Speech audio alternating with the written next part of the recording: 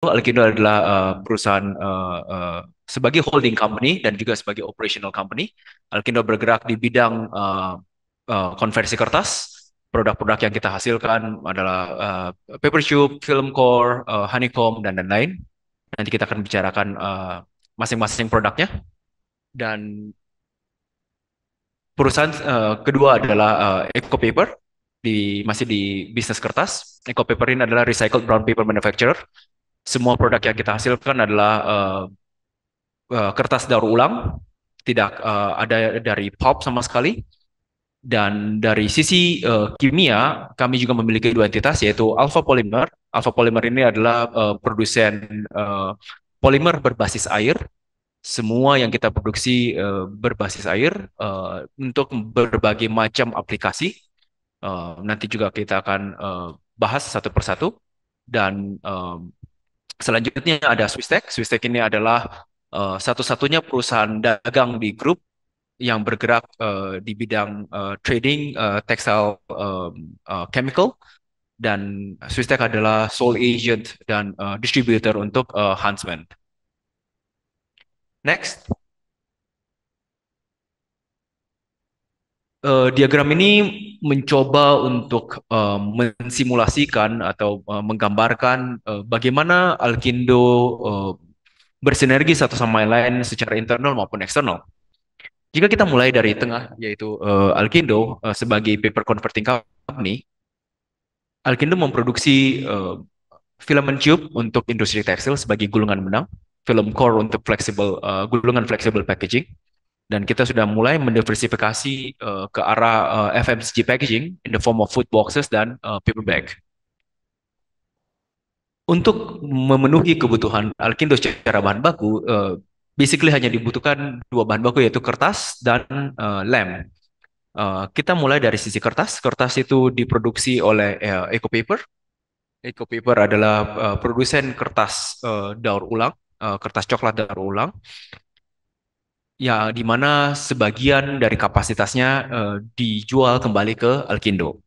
Dari sisi lain, mayoritas penjualan Eco Paper ke arah corrugated boxes. Oke.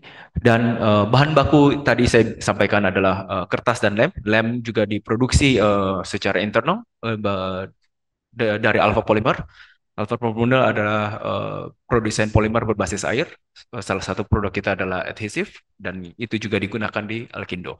Selain itu, Alpha Polymer juga memiliki segmentasi produk-produk lainnya. Nanti kita akan bahas di slide-slide berikutnya. Dan Swisstech adalah distributor and sole agent dan distributor untuk Huntsman, spesifik untuk the textile industry. Oke, next slide. Kita akan bicara sedikit tentang histori perusahaan. Oke, tahun 89 Alkindo didirikan. Tahun 2011 kami menjadi perusahaan TBK. Di 2013, tahun 2011 juga pada saat kita IPO, kita juga mengakuisisi 51% saham dari Swisstech.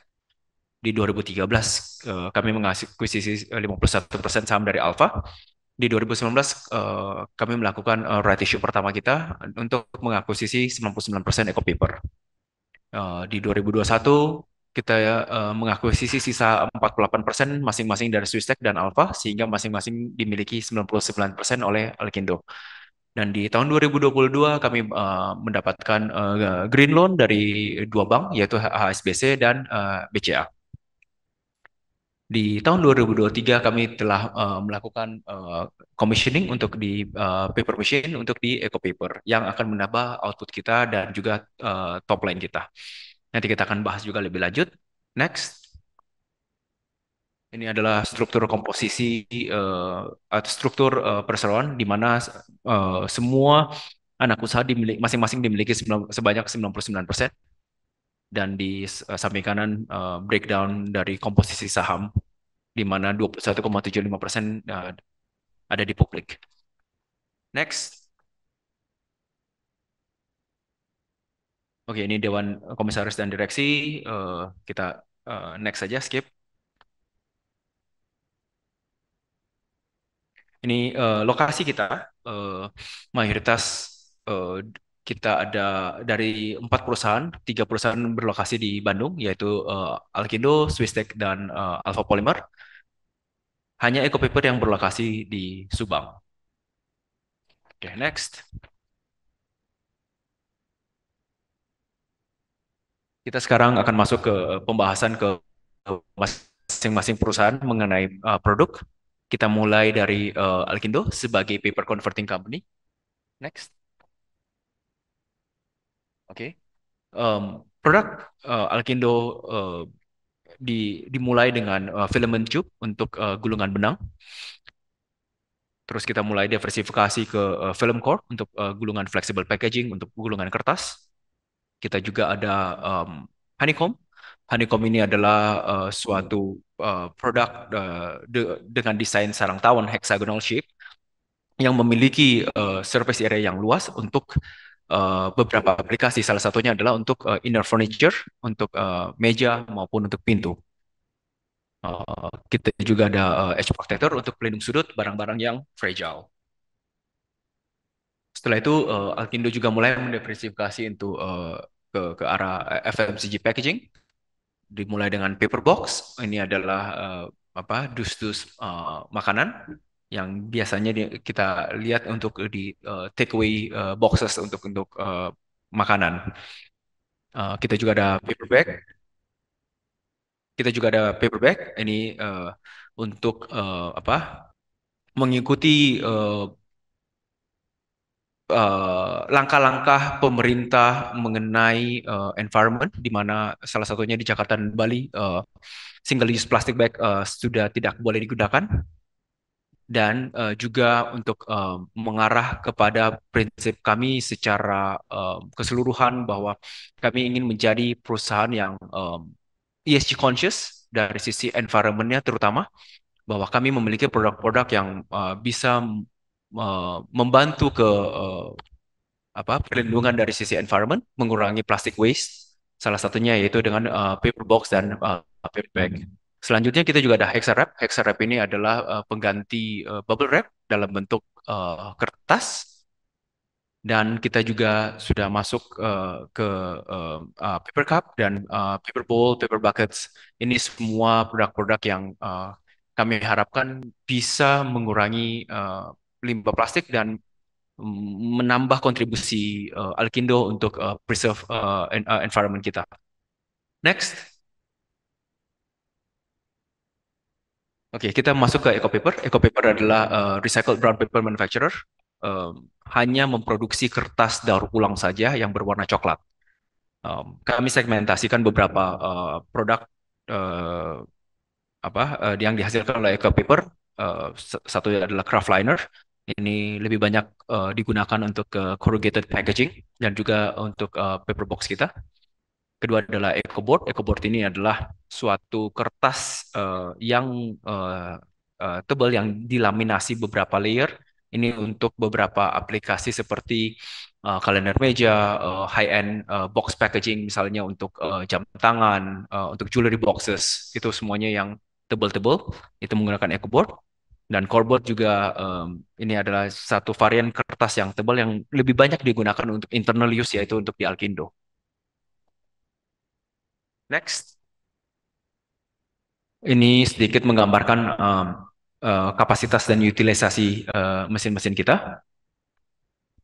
Jika dilihat di tahun 2022,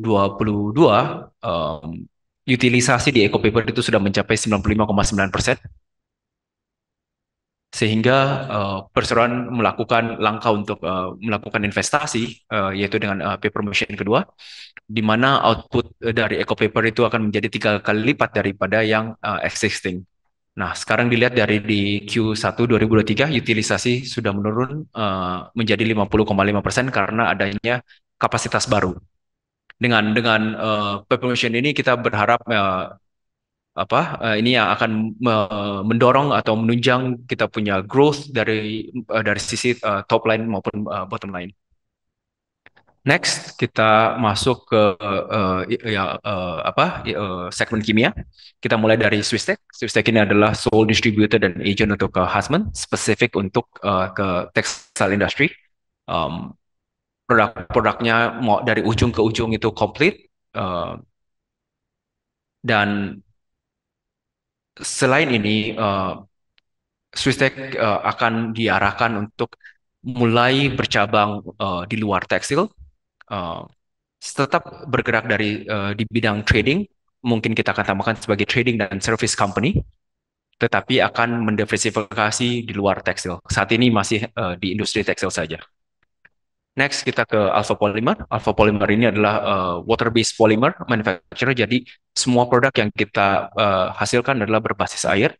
Kembali dengan komitmen kita terhadap ESG, um, kami memiliki suatu konsep bahwa ingin memproduksi green products melalui green process, dan saat ini kita juga sudah di support oleh green financing. Nah, salah satu komitmen kita terhadap environment juga termanifestasi di Alpha Polymer, di mana kami memproduksi hanya water-based produk saja.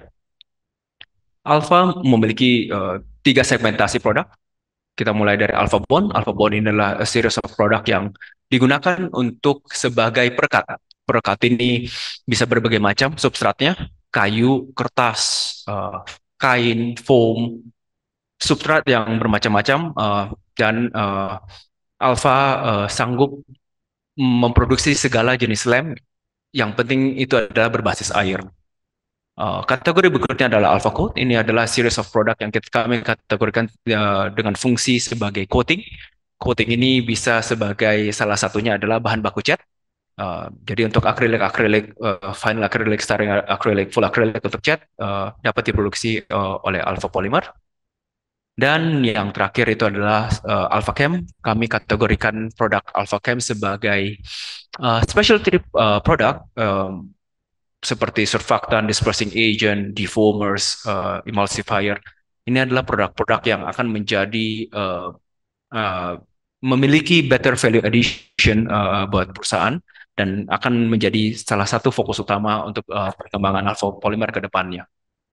Oke, sekilas itu tentang Alkindo dan anak usahanya, produk-produk yang dihasilkan, dan segmentasi industri yang di-serve. Next, kita akan lanjut ke kinerja keuangan yang akan dipaparkan oleh Pak Kuswara. Silakan Pak Kus. Terima kasih Pak Willy. Eh, Seperti kita ketahui dan seperti yang disebut tadi oleh Pak Willy dan juga sebagai informasi, pada tahun 2022 Alkindo melalui anak perusahaan PT Eco Paper itu melakukan pembangunan PM2 ya, Paper Machine 2. Konsekuensi dari itu kita bisa lihat dari investasi yang dilakukan yang cukup besar ya, baik itu dari pinjaman dari bank maupun dari dana sendiri gitu ya. Kita bisa lihat pembangunan Paper Machine 2 ini efeknya terhadap laporan keuangan kita. Eh, Target kita sebenarnya untuk bikin PM2 ini di Oktober tuh sudah commissioning, tapi karena ada kendala pada saat pemasangan mesin kita harus impor dari China, sedangkan China masih menerapkan lockdown sehingga ada keterlambatan. Sehingga kita nyaris commissioningnya dilakukan di tahun 2023 ya. Kalau kita lihat ringkasan laba rugi untuk kinerja 2022 adalah sebagai berikut. Next slide, Pak.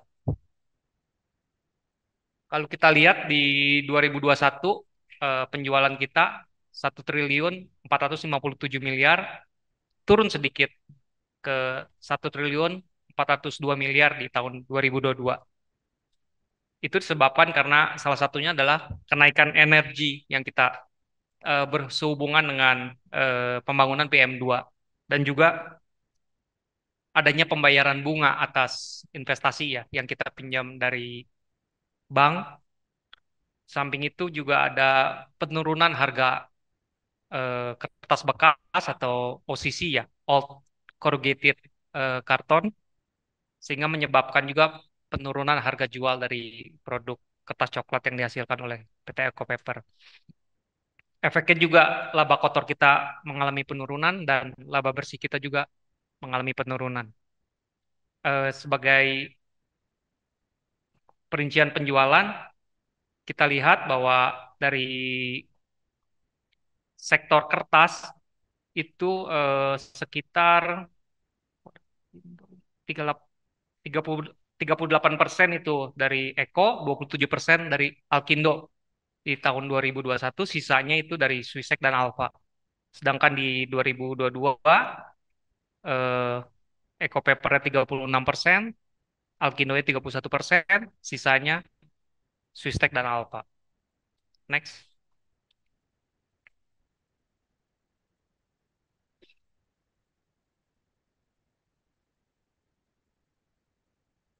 Untuk ringkasan eh, neraca, kita lihat di aset juga kita mengalami peningkatan sehubungan investasi yang besar di PT Eco Paper, anak perusahaan kita.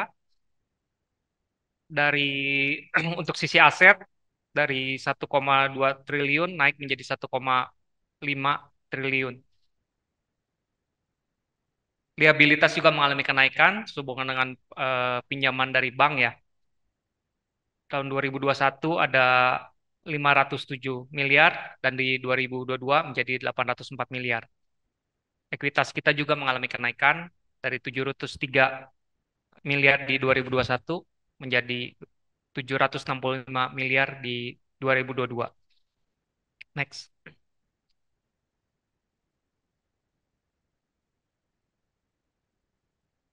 Di first quarter 2023 ya, sehubungan dengan yang tadi saya sebut, investasi PM2 dan ada beberapa masalah seperti penurunan harga OCC sehingga menyebabkan penurunan juga harga jual, peningkatan bunga atas pinjaman dan juga penggunaan energi ya yang sehubungan penambahan PM2 tersebut.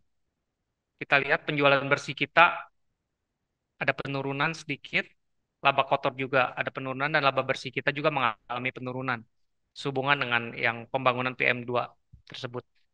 Kita lihat di perincian penjualan dari segi sektor paper itu di di first quarter 2022 37% itu dari chemical, 63% itu dari paper. Sedangkan di first quarter 2023 eh, 22% itu dari chemical, sedangkan 78% dari sektor paper. Untuk rasionya, kita lihat return on asset kita, ROA kita juga mengalami penurunan, ya sehubungan dengan sama seperti kita lihat tadi di segi aset kita itu mengalami penambahan. Return equity kita juga mengalami penurunan 13,7 menjadi 0,7. Debt equity ratio kita juga mengalami kenaikan sehubungan dengan peningkatan liabilitas dari 0,4 kali menjadi 0,72 kali. Sedangkan rasio lancar kita eh, mengalami penurunan sedikit dari 1,7 kali menjadi 1,32 kali. Next.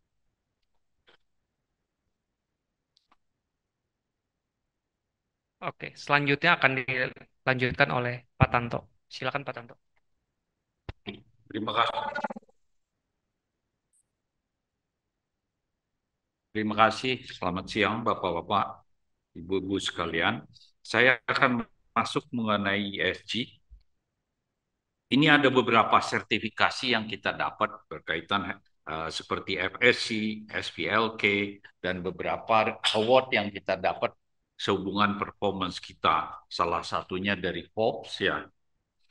Dan berikutnya dengan proposisi ESG, kita itu mengolah jadi salah satu industri utama kita adalah Eco Paper. Eco Paper industri kertas coklat yang terdiri dari bahan baku recycle. Bahan baku diperoleh dari kertas bekas yang didaur ulang. Kadang-kadang secara guyon kita bisa sampaikan bahwa kita bukan membuat kertas, tapi mengolah sampah. Mengolah sampah dari tadinya produk yang tidak ada nilai ekonomis menjadi sesuatu yang punya nilai ekonomis dan dengan bentuk yang berbeda.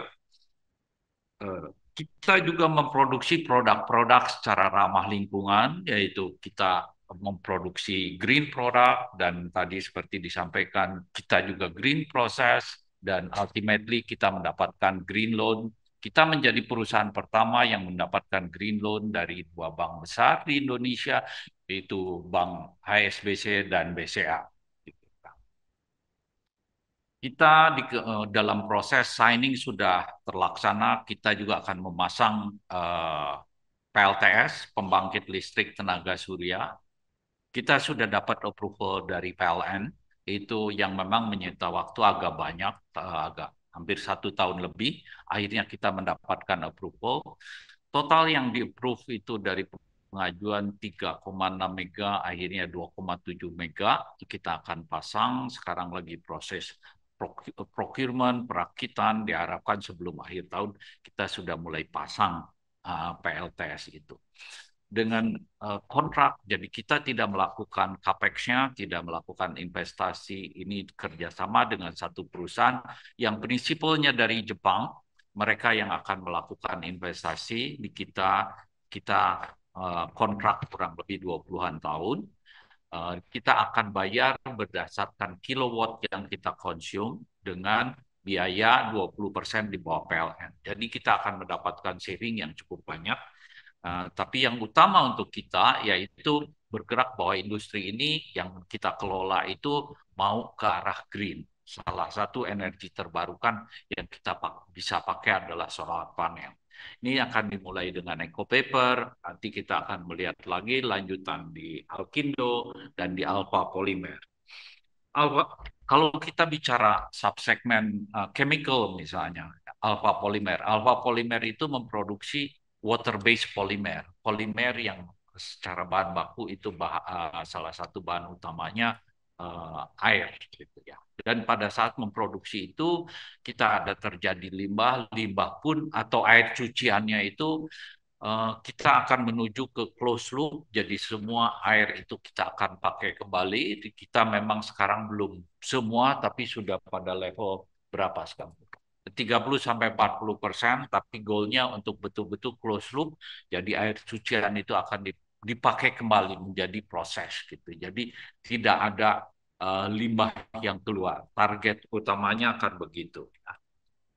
Kita memperoleh beberapa sertifikasi termasuk ISO, FST tadi yang sudah disampaikan, energi terbarukan. Nah, dari efek sosialnya, bahan baku yang bersumber secara lokal dengan responsible sourcing. Salah satu yang utama yang tadi saya sampaikan, bahan baku itu adalah sampah. Jadi sampah yang tadinya tidak ada nilai ekonomis, yang sudah istilahnya post konsum sudah dipakai, itu akan didaur ulang. Jadi ada rantai-rantai pasok yang kita bentuk, termasuk kerjasama dengan orang-orang tertentu di wilayah Subang, supaya di tiap daerah ada convenience store, ada nama supermarket kecil, itunya dikolek, dikumpulkan, nanti ke pengepul, dibeling, nanti kembali ke kita. Rantai itu kita bentuk sehingga akhirnya bisa terkumpul. Nah, yang kedua, pada saat kita mengirim kertas kepada customer-customer kita dari EcoPaper, pulangnya kita mengambil kembali sampah yang terjadi pada saat proses kerja mereka. Karena pada saat bikin corrugated box misalnya, ada side trimming, ada waste trimming, itu kita kolek kembali dan kita pakai. Gitu ya. Kita juga mengundang beberapa PKL, mahasiswa-mahasiswa yang ditempatkan di unit-unit usaha kita, supaya mereka kalau ada yang cocok dengan kebutuhan kita, ada opening, itu bagian training, nantinya kita akan menjadi rekrutmen untuk dipakai di kita juga. Ya, kita melakukan juga pendidikan awal seperti pada saat EcoPaper, pada saat sebelum pemasangan mesin kedua, kita sudah rekrut orang-orang yang memang belum ada pendidikan kejuruan ke kertas, kita sekolahkan di balai besar kita support, kasih beasiswa untuk beberapa lama. Nanti sudah selesai, mereka akan kita rekrut menjadi tim di karyawan kita. Seperti ini kita juga lakukan misalnya BPJS, terus membantu lingkungan-lingkungan, kita kerjasama dengan beberapa kepala desa dalam bentuk tadi pengumpulan sampah yang bisa dipakai, membantu kegiatan sosial. Jadi ada tanah-tanah kita yang belum terpakai, itu dikelola secara sawah, nanti padinya dibagikan, kita mensupport juga tempat-tempat ibadah, merenovasi, itu bagian daripada ESG yang kita lakukan. Kita juga melakukan kesetaraan gender, itu mungkin yang kita bisa sampaikan berkaitan dengan ESG.